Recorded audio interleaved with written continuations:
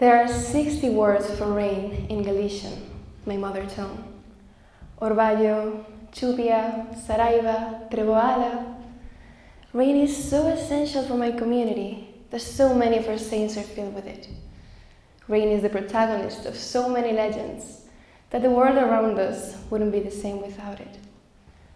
My name is Aitana, and I am from Galicia, northwest of Spain. And where I am from, rain is a part of who we are. So we name it. It matters to us, so we name it.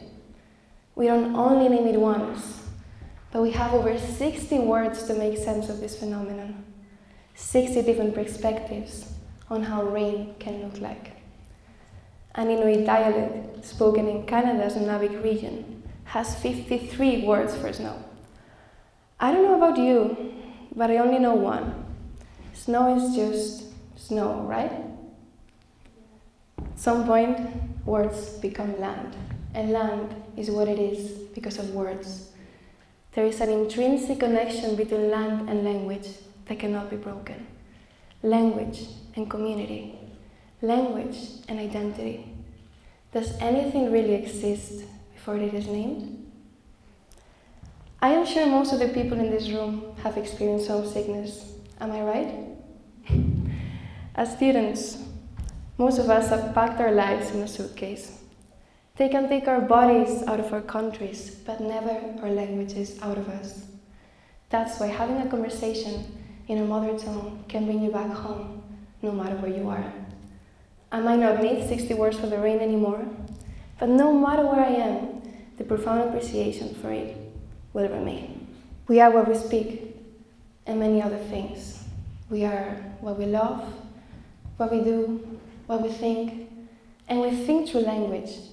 It links us back to a place, a time, a way of thinking and doing things. So, what happens when a language disappears? What dies with a language when it is erased? My language was banned. Galician, as with all other languages spoken in Spain that were not Spanish, was forbidden from public use during the dictatorship, from 1939 to 1975. And when the Civil War started, in 1936, they didn't only look for the politicians, the revolutionaries, the activists. No. They looked for the poets, the authors, the thinkers, those who were planting seeds in a land with a name and a language that others so desperately wanted to change. Last summer, as I walked alone through the streets of a city not so far away from my own, I saw this huge white building, a former jail that had been turned into a modern art museum, filled with exhibitions to honor the lives of all those political prisoners who had been held captive for no other reason than standing for what they believed in. As I entered the building, I noticed the high ceilings, 3 floors filled with hundreds and hundreds of small cells. And as I entered one of the small rooms, I noticed all 4 walls were filled with names, from the floor to the ceiling. Thousands and thousands of names of all those poets, thinkers, teachers, people whose dreams and hopes were too big to fit in such a small room. The room was 5 steps long and 3 steps wide. That was the size of my language during the dictatorship. Among all those thousands and thousands of names, I found my surname, which was also my great-grandfather's surname. A teacher who used to teach children in Galician and who ended up having to hide in the woods out of fear of being found, tortured, or even worse, executed, like many others were. Even though Spain had an extremely rich language diversity, Spanish was imposed as the only official and compulsory language in the whole country. Only people in exile, mainly in South America, were able to continue writing, publishing literature, and denouncing the social, linguistic, and political tyranny that was taking place back in Spain. Once again, they can take our bodies out of our countries, but never our languages out of us. As the connection between language and identity became even more obvious, all non-Spanish names were banned until 1976, and even newspapers were sued for publishing art in Galician. This linguistic imposition was put in place to take away our ability to think critically. They wanted us to see the world through only one lens, the lens of only one language. And growing up, my parents were told so many times that they shouldn't speak Galician to me. Their excuse was always, Galician doesn't open doors, but Spanish does.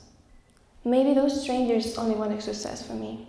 And, of course, success sounded way better in Spanish. English. I could reach farther, make more, take more, break the glass ceiling, even if it meant that the pieces of glass will fall on top of the people who do not understand the language where the power resides. It is not hard to guess where this is coming from. A 2006 survey by the Institute of Personnel and Development found that 76% of employers admitted to discriminating on applicants based on their accents. Even our accents are monetized. But the truth is, minoritized languages, like any other languages, can do what you want them to do.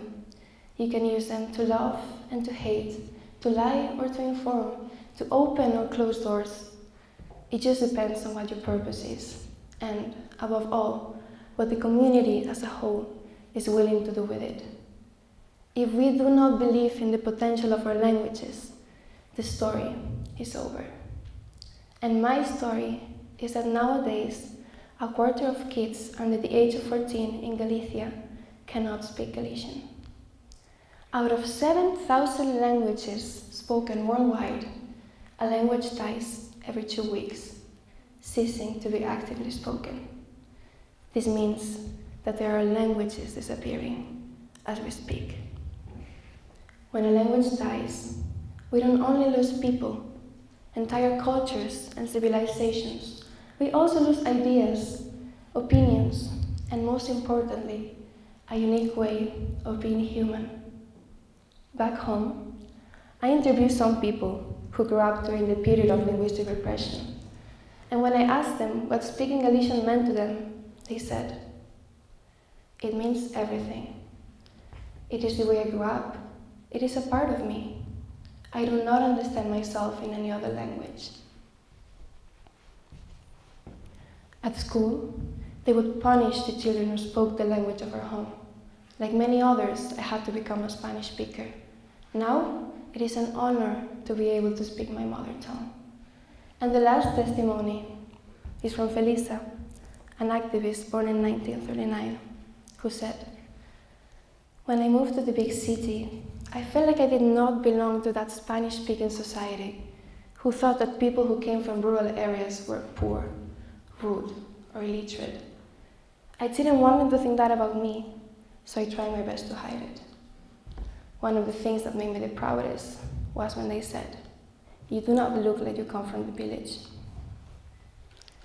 Language does not only affect the way we see the world, but also the way others see us, which made me realize I might be just one person, but when I speak, an entire community speaks through me.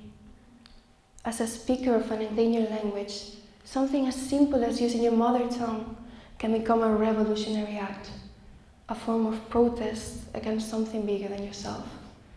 Sometimes, speaking your mother tongue means daring to see the world through your own eyes, the eyes of your people. It means daring to see the immense richness that is present in language diversity. Language and words are key to collective liberation.